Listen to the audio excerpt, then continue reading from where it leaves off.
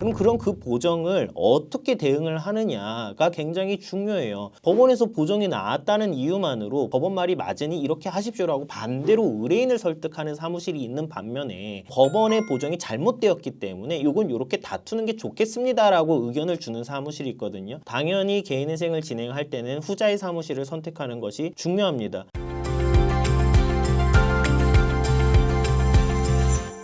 안녕하세요. 김은천 변호사입니다. 많은 채무자분들께서 개인회생 진행을 결심하시고 어떤 변호사와 함께 할 것인지에 대해서 심사숙고하시고 많은 영상을 찾아보고 계실 거예요. 지금 이 영상을 보시는 분들도 변호사 선정에 대해서 고민이 있으셔서 영상을 보실 걸로 짐작이 되는데, 오늘 이제 저도 이 실무를 띠는 변호사로서 어떤 변호사를 선임을 하셔야 되는지에 대해서 한번 가이드를 드려보는 시간 가져볼까 합니다. 일단 제가 오늘 설명드릴 내용은 크게 두 가지 쟁점에서 한번 살펴보고자 하는데요. 첫 번째는 소통이고요. 두 번째는 전문성입니다. 그럼 요거를 어떻게 판단을 할 수 있는지 항목별로 좀 설명드려보는 시간 가져볼게요. 먼저 소통입니다. 소통이 잘 되는 사무실 어떻게 알 수 있을까? 근데 내가 결국 소통하고 싶은 사람은 누구예요? 내 개인회생 사건을 맡긴 변호사랑 소통을 하고 싶은 거잖아요. 그럼 변호사랑 소통을 하려면 일단 연락이 돼야겠죠. 많은 사무실 같은 경우에 변호사랑 연락이 안 되는 경우가 굉장히 많거든요. 그래서 내가 변호사랑 상담을 하고 싶을 때, 이야기하고 싶을 때 변호사와 소통을 할 수 있는지가 하나의 판단 요소가 되실 수 있을 것 같아요. 그리고 이제 뭐 소통이라는 게 이제 변호사의 소통도 중요하지만 사건이 내가 어떻게 진행되고 있는지를 사무실을 통해서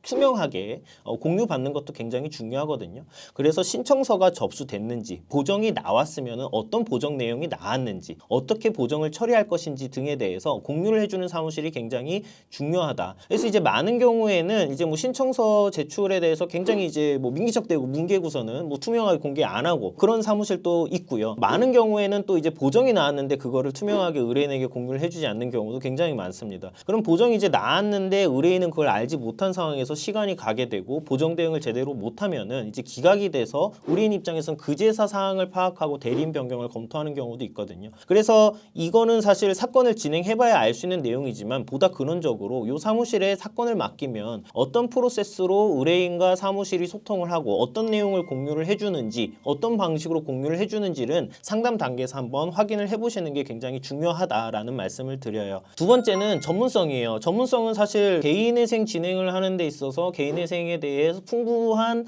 사건 처리 경험, 채무자에게 유리한 결과를 안겨줄 수 있는 사무실을 선정을 하셔야 되는데요. 그러면 전문성이라는 게 굉장히 추상적인 개념이라서 이걸 어떻게 평가를 하느냐에 대해서 좀 궁금함이 많으실 텐데, 일단 제가 생각했을 때 개인회생 담당하는 변호사의 전문성은 보정을 어떻게 대응할 수 있느냐의 내용이에요. 필요 서류를 취합하고 변제 계획안을 작성을 해서 개시 신청서를 넣는 그 작업 자체는 뭐 기본 중에 기본이기 때문에 그걸 못하는 사무실은 뭐 없다 이렇게 보셔도 될 것 같고요. 그럼 궁극적으로 사건이 진행됐을 때 보정이 나오게 될 터인데, 그럼 그런 그 보정을 어떻게 대응을 하느냐가 굉장히 중요해요. 법원에서 보정이 나왔다는 이유만으로 법원 말이 맞으니 이렇게 하십시오라고 반대로 의뢰인을 설득하는 사무실이 있는 반면에 법원의 보정이 잘못되었기 때문에 이건 이렇게 다투는 게 좋겠습니다라고 의견을 주는 사무실이 있거든요. 당연히 개인회생을 진행할 때는 후자의 사무실을 선택하는 것이 중요합니다. 그래서 개인회생 진행하시는 과정에서 상담을 받으실 텐데, 이때 자신에게 있는 법률적인 쟁점을 충분히 한번 상담을 받아보시고 이에 따라서 어떤 보정이 나올 것이며 이거에 대해서 이 사무실은 어떻게 대응을 할 것인지, 어떤 사례들을 처리해 왔는지에 대해서 확인을 해보시는 게 굉장히 중요해요. 대표적으로 뭐 배우자의 재산이라든가 편파 변제 혹은 명의신탁, 영업군에 따라서 특수한 어떤 이슈들이 있는 경우가 있거든요. 그래서 그런 내용 등에 대해서 이 사무실이 과거에 어떻게 처리했는지에 대해서 한번 질문 주시고 답변 들어보시면은 그런 전문성에 대해서도 충분히 확인을 하실 수 있다라는 의견을 드립니다. 일단 뭐 저희 사무실 같은 경우는 상담을 드릴 때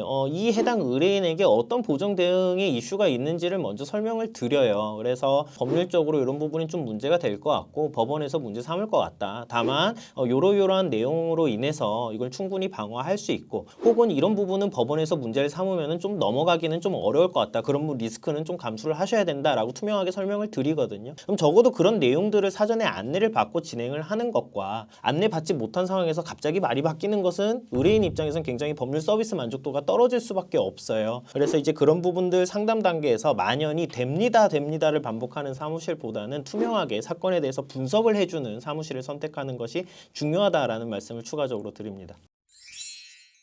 오늘은 개인회생 진행을 위해서 어떤 변호사를 선임을 해야 되는지에 대해서 설명을 드렸는데요. 크게 두 가지 가치에 따라서 설명을 드렸어요. 소통과 전문성인데 이 부분은 사실 상담을 받는 과정에서 충분히 의뢰인께서 파악을 하실 수 있어요. 그래서 여러 사무실 상담 받아보시고요. 관련해서 다양한 의견 들어보시고 변호사를 선택할 수 있는 눈이 생기게 되거든요. 그래서 우선적으로는 너무 부담 느끼지 마시고 다양한 사무실에서 상담 받아보시라고 저도 권해드립니다. 오늘 내용 참고하시고 궁금하신 점이 있거나 저희와의 상담이 필요하시다면 언제든지 편하게 문의 부탁드리겠습니다. 감사합니다.